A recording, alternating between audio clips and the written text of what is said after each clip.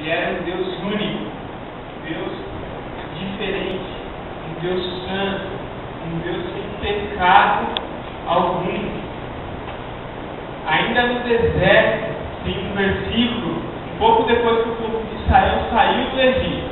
Então a gente viu agora Adão e Eva, na história de Adão e Eva, na história de Abraão, Deus se mostrando santo, no Egito, e agora no deserto, quando o povo de Israel sai, em Levítico, capítulo 27, versos 7 e 8, nós podemos ver, mais uma vez, Deus afirmando que Ele era santo.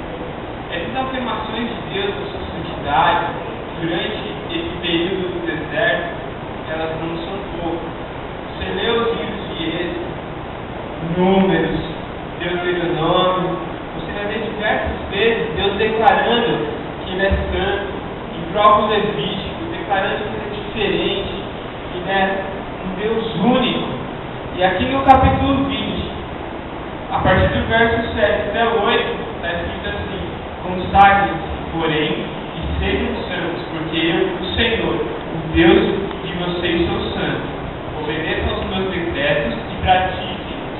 Eu sou o Senhor que os santifico.